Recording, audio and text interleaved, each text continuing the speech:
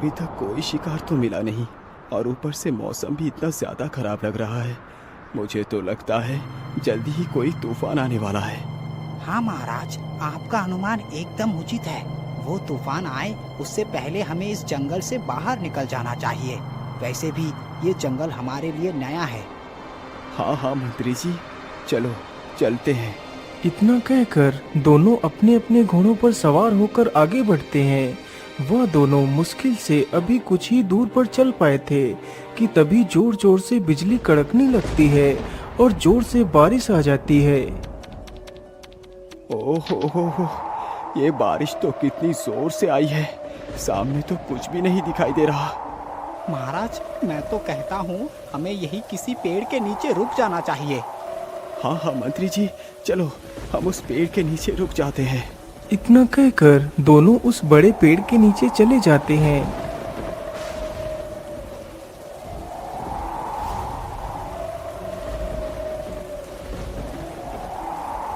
महाराज, मुझे तो लगता है आज ये तूफान पूरे जंगल को ही निगल जाएगा। अरे नहीं नहीं मंत्री जी, आप ये कैसी बातें कर रहे हैं? शुभ शुभ बोलो। उन दोनों को पेड़ के नीचे खड़े हुए काफी समय गुजर गया था। महाराज, हमें यहाँ पर रुके हुए तो काफी समय गुजर गया है, लेकिन ये बारिश तो रुकने का नाम ही नहीं ले रहा है। अब क्या करें? अरे मंत्री जी, जरा उधर देखो, ये बारिश तो अचानक रुक गई। मानो ऐसा लग रहा है जैसे बारिश हुई ही ना हो। हाँ महाराज, बारिश तो रुक गई, लेकिन इतनी रात्रि में जाएंगे कहाँ? और यहाँ भी रुकना उचित नहीं होगा। यदि सोते वक्त किसी जंगली जानवर ने हमें खा लिया तो हम तो बेमौत मारे जाएंगे। ओहो मंत्री जी, आप तो कितने डरपोक हैं। चलो हमारे साथ, हम प्रयास करते हैं, रास्ता तो मिल ही जाएगा। इतना कहकर दोनों राजा और मंत्री अपने अपने घोड़े पर सवार होकर जंगल में बाहर निकलने का रास्ता ढूंढने लगते हैं।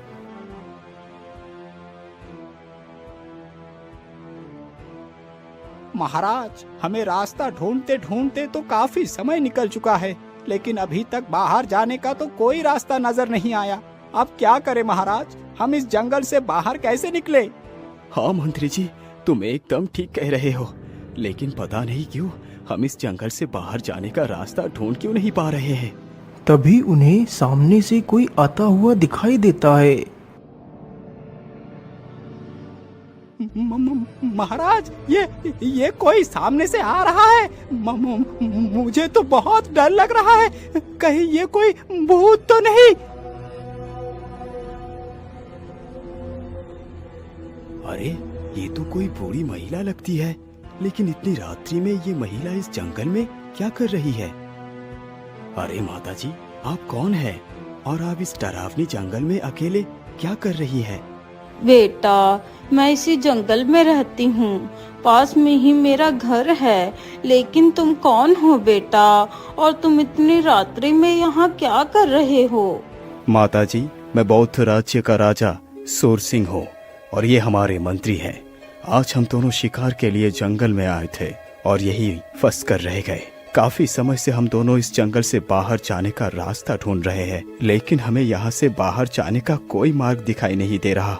ओ, तो तुम दोनों इस जंगल से बाहर जाना चाहते हो? हाँ हाँ माता जी, हम दोनों यहाँ से बाहर जाना चाहते हैं। क्या आप हमें यहाँ से बाहर जाने का मार्ग बता सकती हैं? महाराज, मैं आपको यहाँ से जाने का मार्ग तो दिखा सकती हूँ, लेकिन तुम्हें मेरी एक शर्त माननी पड़ेगी। यदि तुम मेरी शर्त को मानने के लिए तैयार हो तो मैं यहाँ से बाहर जाने का मार्ग बता सकती हूँ, और यदि तुमने मेरी शर्त नहीं मानी तो तुम इसी जंगल में भटकते रहोगे और भूख प्यास के कारण तड़प तड़प के मर जाओगे। हे भगवान, ये कैसी मुसीबत में फंस गया। तड़प तड़प कर मरने से तो अच्छा है मैं इसी बूढ़ी महिला की शर्त को मान लूं। क्या हुआ महाराज, आप किस सोच में डूब गए? नहीं नहीं माता जी, किसी सोच में भी नहीं। बोलो, मैं आपकी शर्त मानने के लिए तैयार हूँ। तो फिर ठीक है महाराज, सुनो मेरी शर्त। मैं इस जंगल में अपनी बेटी के साथ रहती हूँ। मैं अब बूढ़ी हो चुकी हूँ, जिसकी वजह से मैं अपनी बेटी का भार नहीं उठा पा रही। इसीलिए मैं चाहती हूँ कि तुम मेरी बेटी से विवाह कर उसे अपनी रानी बना लो। परंतु माँ जी, मैं तो पहले से ही विवाहित हूँ, मैं भला दूसरा विवाह कैसे कर सकता हूँ? महाराज, एक बार फिर सोच लो। यदि तुमने मेरी शर्त नहीं मानी तो क्या अंजाम होगा? माँ जी, मैं अंजाम से नहीं घबराता। यदि आप अपनी पुत्री का विवाह मेरे साथ करने के लिए तैयार हैं, तो मैं भी तैयार हूँ। तो फिर ठीक है महाराज, चलो मेरे साथ। इतना कहकर वह बूढ़ी महिला राजा के आगे आगे चलने लगती है।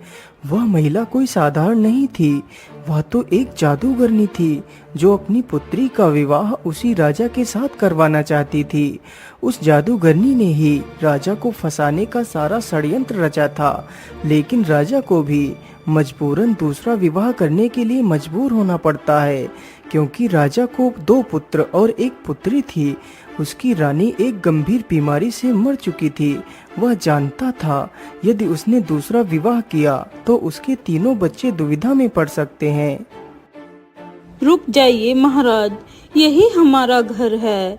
आइए महाराज, घर के भीतर आइए।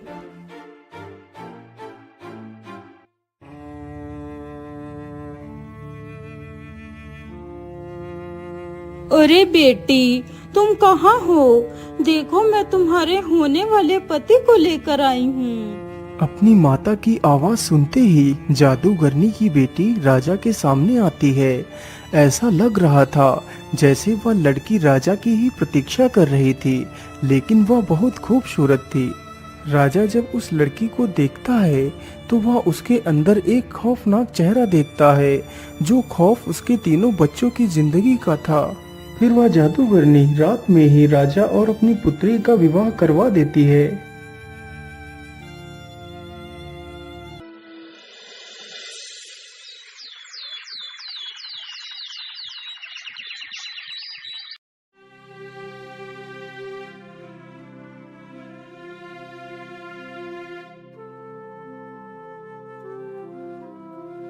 माता जी, अब तो मैंने आपकी पुत्री से विवाह कर लिया है। अब आप मुझे जंगल से बाहर जाने का मार्ग बताइए। ठीक है पुत्र, तुम मेरे पीछे पीछे चलो, मैं तुम्हें इस जंगल से बाहर ले चलती हूँ। फिर वह जादूगरनी उन लोगों को जंगल से बाहर की ओर ले जाती है।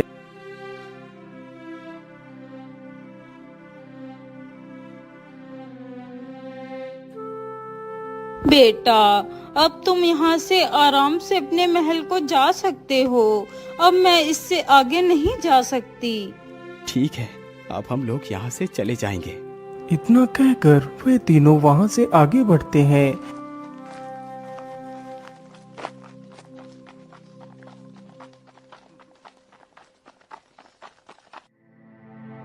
अरे मंत्री जी, मैं तो चलते चलते काफी ज्यादा थक गया हूँ। चलो इसी पेड़ के नीचे थोड़ा सा आराम कर लेते हैं, फिर आगे चलेंगे। वैसे भी अब हम लोग अपने रास्ते में ही हैं। इतना कहकर वह तीनों अपने घोड़ों से नीचे उतरकर पेड़ के पास जाते हैं और पेड़ के नीचे लेट जाते हैं। पेड़ की इतनी मधुर छाया थी कि जादूगरनी लेटते ही सो जाती है।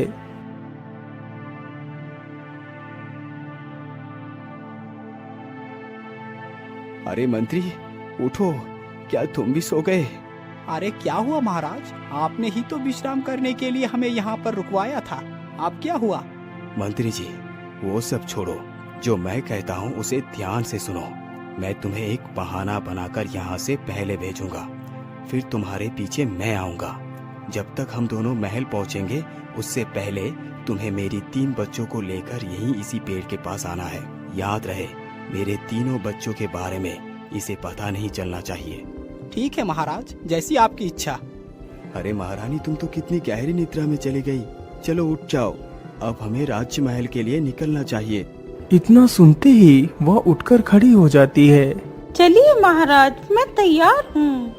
वैसे महारानी जी, मैं सोच रहा था कि अब तो तुम हमारी रानी बन चुकी हो, इसीलिए हम तुम्हारा स्वागत जरूर करेंगे। इसीलिए मैं मंत्री जी को पहले भेजना चाहता हूँ, ताकि वो हमारे स्वागत की तैयारी करवा सके। ठीक है मंत्री जी, आपसे मैंने जो जो कहा है वो ध्यान से करना। अब तुम जा सकते हो। राजा की आज्ञा मिलते ही मंत्री वहां से महल की ओर चला जाता है। वे दोनों काफी देर तक पेड़ के नीचे बैठकर बातें करते रहते हैं। महारानी जी, मंत्री को तो गए हुए काफी समय हो गया है, अब हमें भी चलना चाहिए। इतना कहकर वे दोनों फिर से अपने घोड़े पर सवार होते हैं और वहां से महल की तरफ चल देते हैं। वह दोनों कुछ ही देर में राजमहल पहुंच जाते हैं। राजमहल पहुंचते ही उन दोनों का स्वागत किया जाता है। महारानी जी, अब थोड़ा सा विश्राम कर लीजिए, मैं जरा राजमहल की शेष कार्य को देख कर आता हूँ। इतना कहकर राजा जल्दी से राजमहल से बाहर जाता है और अपने घोड़े पर सवार होकर चल देता है और जल्दी ही उस पेड़ के पास पहुंच जाता है जहां पर उसके तीनों बच्चे और वह मंत्री होता है। राजा घोड़े से नीचे उतरता है और अपने तीनों बच्चों को अपने गले से लगा लेता है। मंत्री जी, अब मैं यहाँ से पहले ही जाऊंगा, तुम मेरी प्रतीक्षा यहीं पर करना, मैं जल्दी ही वापस लौट कर आऊंगा। फिर राजा अपने तीनों बच्चों सहित जंगल की ओर चला जाता है।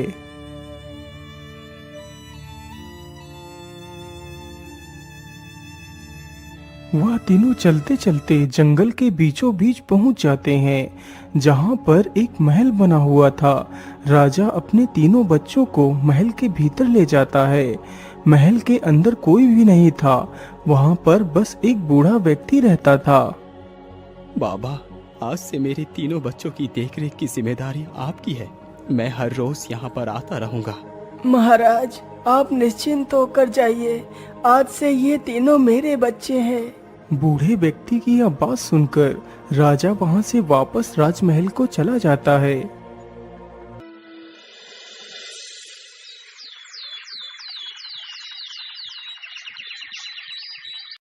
राजा रोज रोज अपने बच्चों से मिलने के लिए जाता था। राजा जैसे ही घोड़ा लेकर महल के दरवाजे पर पहुंचता था तो बच्चे घोड़े के पैरों की आहट सुनकर महल से बाहर आ जाते थे और अपने पिता के गले लग जाते थे। इसी प्रकार धीरे धीरे काफी साल गुजर जाते हैं। अब तो बच्चे धीरे धीरे बड़े हो चुके थे। राजा अपने बच्चों से इतना प्रेम करता था कि वह कई कई दिनों तक महल वापस जाता ही नहीं था, जिसकी वजह से वह जादूगरनी की बेटी सोच में डूबी रहती थी। ओहो, ये महाराज बिना रोज रोज मुझे बेवकूफ बनाकर जाता है। ये जरूर मुझसे कुछ ना कुछ छुपा रहा है, मुझे इसका पता लगाना ही होगा। ओ, तो अब आए हैं जनाब इतनी रात्रि में, आने दो, आज तो मैं सब कुछ सच जानकर ही रहूंगी। अरे महारानी जी, कहाँ हैं आप? देखिए, हम आ गए। अरे क्या हुआ महारानी, आपकी चेहरा इतना उतरा हुआ क्यों है? महाराज, मेरा चेहरा इसलिए उतरा है क्योंकि आप मुझसे काफी सारे राज छुपाते फिर रहे हैं। लेकिन कैसा राज? मैं कुछ समझा नहीं, तुम क्या कहना चाहती हो महारानी? महाराज, आप जानबूझकर अनजान क्यों बनते हैं? आप रोज रोज किससे मिलने के लिए जाते हैं? कभी कभी तो आप कई कई दिनों के लिए गायब हो जाते हैं। आखिर आप जाते कहाँ हैं? ओहो महारानी, मैं सच कह रहा हूँ, मैं सिर्फ काम से ही बाहर जाता हूँ, तुम खामखा मुझ पर शक कर रही हो। रानी के कई बार पूछने पर भी राजा उसे वास्तविकता नहीं बताता है।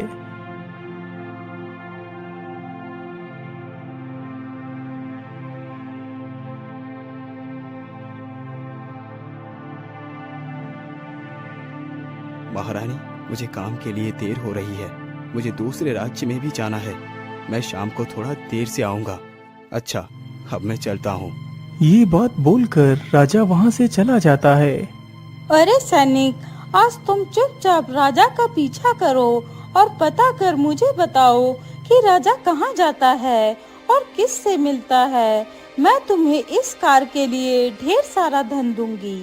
रानी की यह बात सुनकर सैनिक भी राजा का छिप छिप कर पीछा करता है। राजा जैसे ही महल के पास पहुंचता है तो उसके तीनों बच्चे उससे मिलने के लिए आ जाते हैं। सैनिक चुपचाप छिपकर यह सारी घटना देखता है।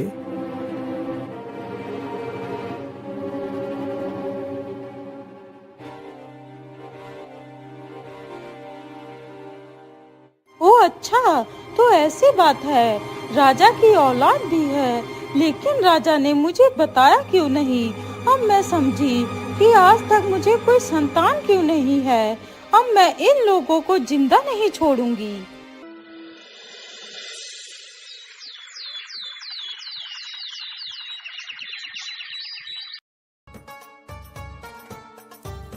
अगले ही दिन राजा को वास्तव में किसी जरूरी कार्य के लिए जाना पड़ता है। मौके का फायदा उठाकर रानी भी अपने रथ पर सवार होकर उसी महल की तरफ चल पड़ती है। रथ जैसे ही महल के करीब पहुंचता है तो रथ की आवाज सुनकर दोनों पुत्र बाहर आ जाते हैं, लेकिन राजा की पुत्री बाहर नहीं आती है क्योंकि वह घर के अंदर कुछ कार्य कर रही थी। महारानी जी, ये वही दोनों राजकुमार हैं। सैनिक की यह बात सुनकर महारानी अपने जादू से 2 कमीजें मंगवाती है और दोनों राजकुमारों पर एक एक कमीज फेंक देती है। राजकुमारों के ऊपर जैसे ही वह कमीज गिरती है तो वह दोनों राजकुमार एक हंस के रूप में आ जाते हैं और वहां से उड़ जाते हैं। यह सारा दृश्य राजा की पुत्री देख लेती है।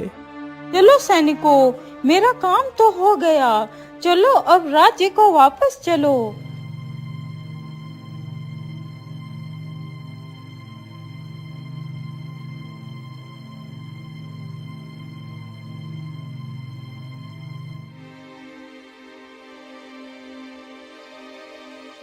आज तो आवश्यक कार्य की वजह से मैं अपने बच्चों से मिलने नहीं जा पाया। मैं ऐसा करता हूँ, मैं सीधे अपने बच्चे से ही मिलूंगा, फिर उसके बाद महल में जाऊंगा। ये सारी बातें सोचते सोचते राजा उसी महल के नजदीक पहुंच जाता है, लेकिन इस बार कोई भी बच्चा महल से बाहर नहीं आया। अरे, आज तो कितना अजीब हुआ है। मैं महल के बाहर आ गया, लेकिन आज तो कोई भी बाहर नहीं आया। आखिर ये लोग दरवाजा बंद करके कहाँ गए होंगे? कहीं वो कोई दुविधा में तो नहीं आ गए? अरे बच्चों, दरवाजा खोलो। आज तुम लोग बाहर क्यों नहीं आए? क्या हुआ? दरवाजा खोलो, मैं हूँ तुम्हारा पिता। राजा काफी देर तक दरवाजा खटखटाता है, तभी राजा की बेटी दरवाजा खोल देती है। वह बहुत ज्यादा डरी हुई थी। अरे क्या हुआ बेटी, तुम इतनी डरी हुई क्यों हो? और तुम्हारे भाई कहाँ है? पिताजी, मेरे दोनों भैया हंस बनकर उड़ गए, पता नहीं वह कहाँ चले गए। अरे पुत्री, तुम ये कैसी बातें कर रही हो? तुम्हारे भाई हंस बनकर उड़ गए? तुम ये क्या कह रही हो? हाँ पिताजी, मैं एकदम ठीक कह रही हूँ। फिर राजकुमारी सारी कहानी अपने पिता को बताती है। अपनी पुत्री की यह सारी बात सुनकर राजा समझ जाता है कि यह कार्य उसकी दूसरी रानी ने ही किया है। राजकुमारी, तुम डरो नहीं, तुम्हारे भाई को कुछ भी नहीं होगा। तुम मेरे साथ राजमहल चलो, सब कुछ ठीक हो जाएगा। पिताजी, क्या आप उस औरत को जानते हैं? हाँ बेटी, वो औरत कोई और नहीं बल्कि तुम्हारी सौतेली माँ है। राजा के मुख से यह बात सुनकर राजकुमारी के पैरों तले जमीन खिसक जाती है। परंतु बेटी, तुम बिल्कुल भी चिंता ना करो, तुम मेरे साथ चलो, सब कुछ ठीक हो जाएगा। नहीं पिताजी, अब तो काफी ज्यादा रात हो चुकी है, हम कल सुबह ही महल चलेंगे।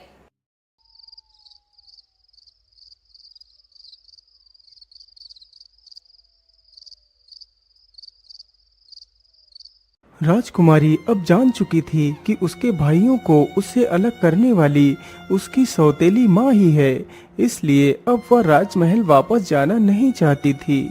हे भगवान, अब मैं क्या करूं? मैं अपने भाइयों के लिए कुछ भी नहीं कर पाई।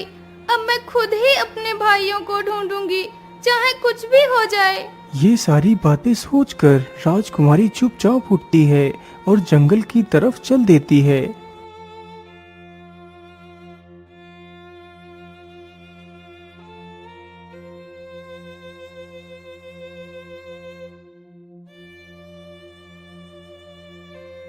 राजकुमारी को चलते चलते रात से सुबह हो जाती है, तो वह एक बड़े से पेड़ के नीचे बैठकर आराम करने लगती है। उसी पेड़ पर 2 तोते बैठकर आपस में बात कर रहे थे। अरे नहीं भाई, मैंने अपने संपूर्ण जीवन में उनके जैसे सुंदर कहीं हंस नहीं देखे। उन दोनों तोतों की यह सारी बात जैसे ही राजकुमारी के कान में पड़ती है तो वह उठ खड़ी होती है। हे तोते, आप किस हंस की बात कर रहे थे? क्या आप मुझे बता सकते हैं कि वो हंस दोनों कहाँ पर रहते हैं? हाँ हाँ, क्यों नहीं, हम तुम्हें वहाँ का रास्ता बता सकते हैं, लेकिन वहाँ जा नहीं सकते। हाँ हाँ ठीक है, तुम मुझे वहाँ का रास्ता ही बता दो। तो फिर सुनो, यहाँ से सीधे दक्षिण दिशा की ओर चली जाओ।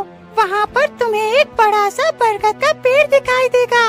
वहाँ पर एक नदी भी होगा, तुम नदी के उस तरफ चली जाना। वहाँ पर कुछ दूर चलने के बाद एक झोपड़ी दिखाई देगी। वो झोपड़ी ही उन दोनों हंसों का बसेरा है। इतना सुनकर राजकुमारी उस तोते का धन्यवाद करती है और वहाँ से निकल पड़ती है।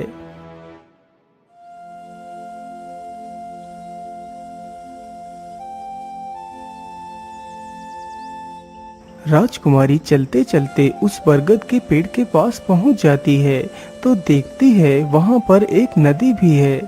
मुझे लगता है यह वही नदी है जिसकी बात उस तोते ने बताई थी। इतना सोचकर राजकुमारी उस नदी को पार कर उस तरफ चली जाती है।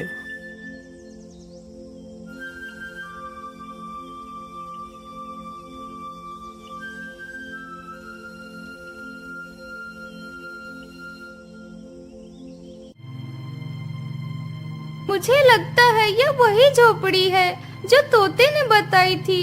चलो इसके अंदर चलकर देखती हूँ।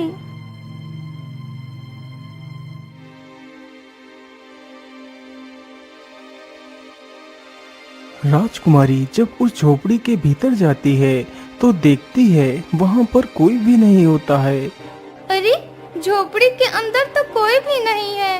मुझे लगता है मेरे दोनों भैया बाहर गए होंगे।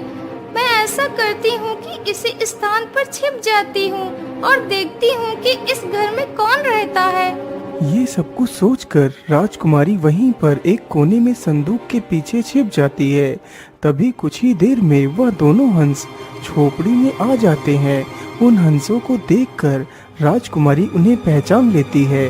उन्हें देखकर वह अपने आप को रोक ना पाई और हंसों के सामने जाकर खड़ी हो गई। हंसों ने जैसे ही अपनी बहन को देखा तो वह दोनों हंस अपनी बहन को पहचान जाते हैं। अरे, ये तो हमारी बहन है। इतना कहकर दोनों हंस अपनी बहन के गले लग जाते हैं और रोने लगते हैं। अरे बहन, तुम यहाँ तक कैसे पहुँची? तुम यहाँ से चली जाओ, नहीं तो वो डायन जादूगरनी तुम्हें भी बंदी बना लेगी। नहीं भैया, मैं तुम्हें लिए बिना यहाँ से नहीं जाऊंगी। मेरी बहन, तुम समझने की कोशिश करो। हम तुम्हारे साथ नहीं जा सकते। हम दोनों इस जादूगरनी के वश में हैं। यहाँ से जाना इतना आसान नहीं है। भैया, हर मुसीबत का तोड़ होता है। क्या आप लोगों को उस जादूगरनी के जादू से बचाने का कोई तोड़ नहीं है? बहन, तोड़ तो इस मुसीबत का भी है, लेकिन इस मुसीबत का तोड़ बहुत कठिन है। भैया, बस आप मुझे इसका तोड़ बताओ। मैं अपनी जान देकर भी आपकी रक्षा करूंगी। ठीक है बहन, यदि तुम पूरे 3 साल तक बिना हंसे, बिना रोए तथा बिना कुछ बोले मात्र व्रत रखकर हम दोनों भाइयों के लिए एक एक कमीज बनाओगी और उस कमीज पर रोज उन तारे जैसे दिखने वाले फूलों को जोड़ोगी और 3 सालों में ही वो कमीज तैयार होनी चाहिए। फिर उन कमीजों को हमारे ऊपर डालना है तो हम दोनों फिर से अपनी वास्तविक रूप में आ जाएंगे। और यदि तुमने हमें 3 सालों तक उस जादूगरनी के कैद से नहीं छुड़ा पाया तो वो जादूगरनी हमारे प्राणों को खींच लेगी। अरे नहीं नहीं भैया, आप ऐसी बातें ना करें। मैं आपको कुछ नहीं होने दूंगी। बस आप मुझे इतना बता दीजिए, वह तारों जैसे फूलों वाला वृक्ष है कहाँ? ये वृक्ष तुम्हें नारंगी वन में मिलेगा। अब तुम जल्दी से यहाँ से चली जाओ। अभी कुछ ही देर में वो जादूगरनी यहाँ आ जाएगी। यदि उसने तुम्हें यहाँ पर देख लिया तो वो तुम्हें भी नुकसान पहुँचा सकती है। अच्छा ठीक है भैया, आप दोनों अपना ख्याल रखना। मैं जरूर वापस लौट कर आऊंगी। इतना कहकर राजकुमारी वहाँ से निकल पड़ती है उस वृक्ष की तलाश में। उसे चलते चलते रात हो जाती है तो वह एक पेड़ के नीचे रुक जाती है।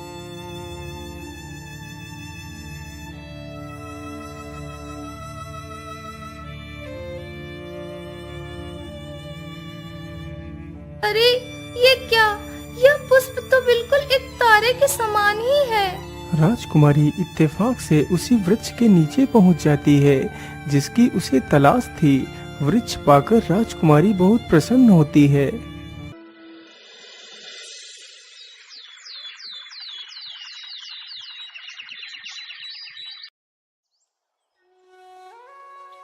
अगली सुबह ही राजकुमारी 2 कमीजों के लिए कपड़ा और सुई धागा लेकर आती है और अपने कार्य में जुट जाती है।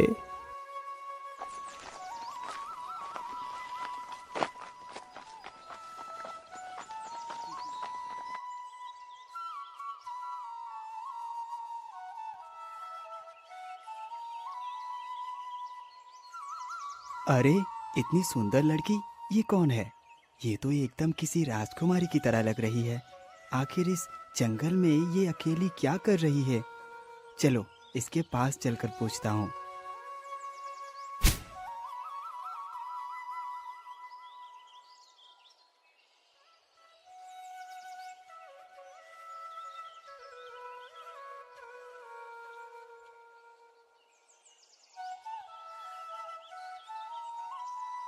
अरे ओ सुंदरी, तुम कौन हो और तुम इस जंगल में क्या कर रही हो? राजकुमारी अपने सामने उस युवक को देखकर दंग रह जाती है, लेकिन वह कुछ भी नहीं बोलती। वह चुपचाप अपने काम में लगी रहती है। राजकुमार के कई बार पूछने पर भी लड़की ने कोई जवाब नहीं दिया। मुझे लगता है शायद ये लड़की गूंगी और बहरी है, इसीलिए ये मेरी कोई भी बात सुन नहीं रही और ना ही उसका जवाब दे पा रही है।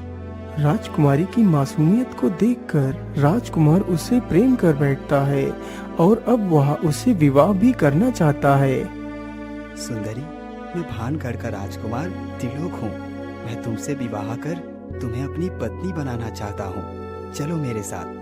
बेचारी राजकुमारी तो कुछ भी बोल नहीं सकती थी।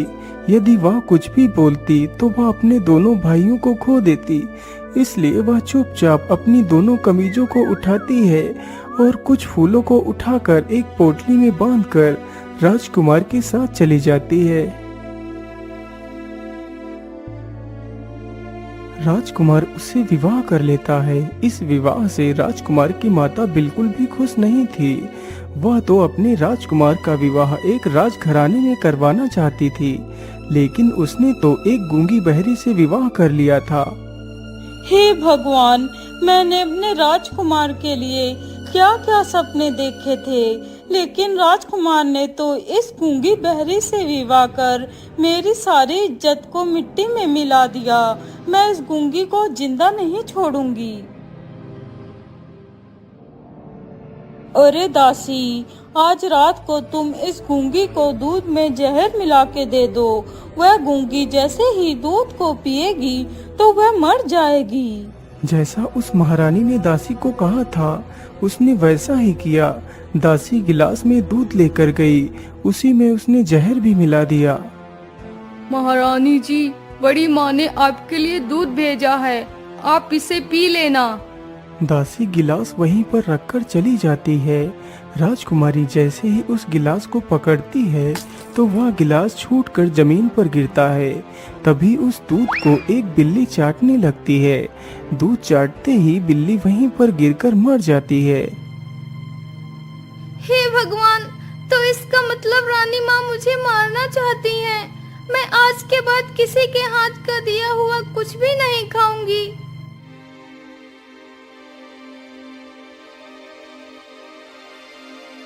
धीरे धीरे काफी समय गुजर जाता है तो राजकुमारी ने एक सुंदर से बच्चे को जन्म दिया।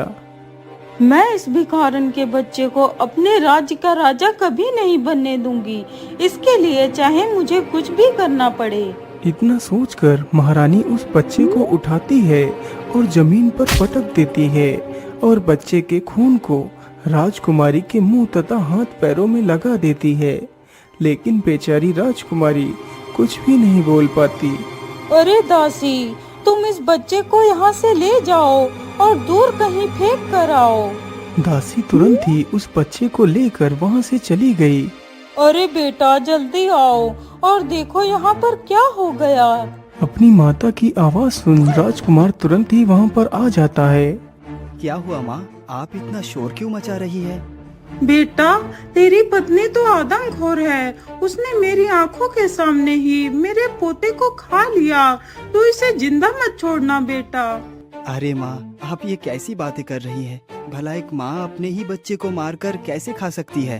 अच्छा, तो तुझे अपनी माता से ज्यादा इस डायन पर भरोसा होने लगा। नहीं नहीं, तुम ऐसा नहीं कर सकती। मैं जानता हूँ कि तुम निर्दोष हो। तुमने कोई हत्या नहीं की है, ये मेरा दिल कह रहा है। इस घटना के होने पर भी राजकुमार ने अपनी पत्नी को कुछ भी नहीं कहा। उसे अपनी पत्नी पर पूर्ण विश्वास था कि वह ऐसा नहीं कर सकती है।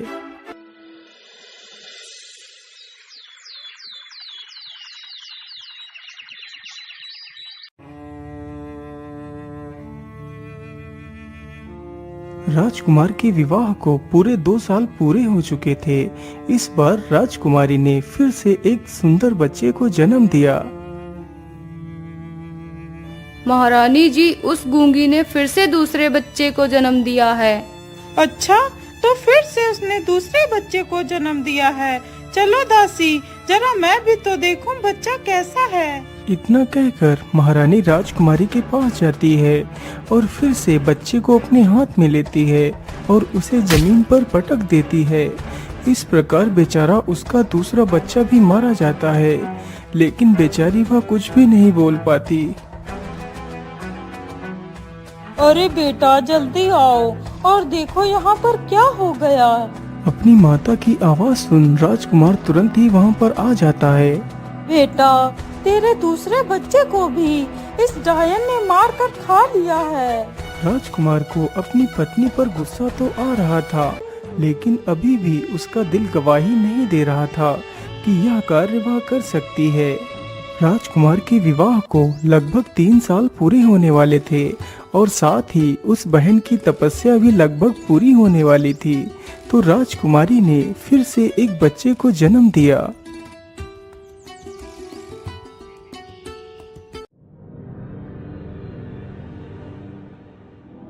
उसकी सास फिर से वही नाटक करती है जो उसने पहले किया था।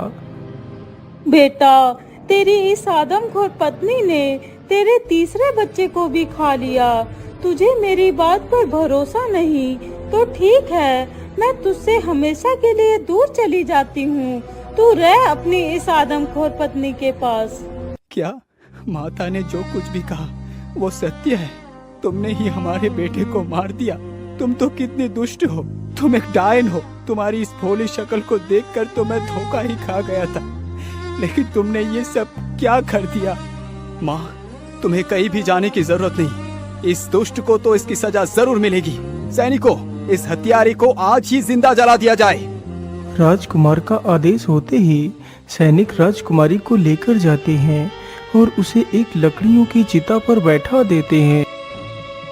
मेरे भैया, यदि तुम्हें मेरी आत्मा की तड़प सुनाई दे रही है तो तुम यहाँ पर आ जाओ।